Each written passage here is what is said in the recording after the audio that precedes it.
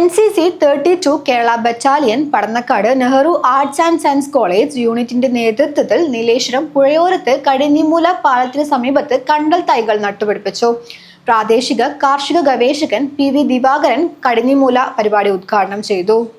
NCC 32 Kerala battalion Padannakkad Nehru arts and science college യൂണിറ്റിന്റെ ആഭിമുഖ്യത്തിൽ നീലേശ്വരം പുഴയോരത്ത് കടിഞ്ഞിമൂല പാലത്തിന് സമീപത്ത് കണ്ടൽ തൈകൾ നട്ടുപിടിപ്പിച്ചു.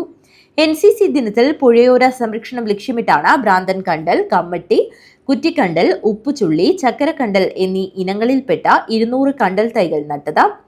പ്രാദേശിക കാർഷിക ഗവേഷകൻ PV ദിവാകരൻ കടിഞ്ഞിമൂല പരിപാടി ഉദ്ഘാടനം ചെയ്തു.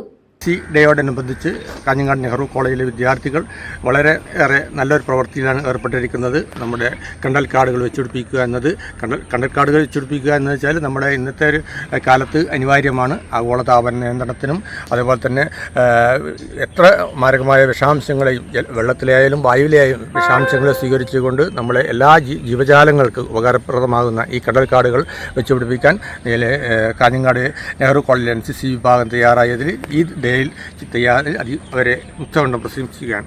കണ്ടൽ ചെടികളും തീരസംരക്ഷണവും എന്ന വിഷയത്തിൽ ക്ലാസും സംഘടിപ്പിച്ചു. Associate NCC officer captain doctor Nandakumar Koroth അധ്യക്ഷത വഹിച്ചു. K സ്നേഹ സ്വാഗതവും MP മായാലക്ഷ്മി നന്ദിയും പറഞ്ഞു. P Aparna, KV Devapriya, M Shweta, Vinod, C ദൃശ്യ സുകുമാരൻ, പൂജാമൃത ബിജു, PK സങ്കീർത്ത്, M സിദ്ധാർത്ഥ് എന്നിവർ നേതൃത്വം നൽകി. കണ്ടൽ കാടുകൾക്ക് തീരദേശ സംരക്ഷണം, ജൈവ വൈവിധ്യം, കാലാവസ്ഥാ വ്യതിയാനത്തെ പ്രതിരോധിക്കൽ എന്നിവ ഉൾപ്പെടെ നിരവധി പ്രാധാന്യങ്ങളുണ്ട്.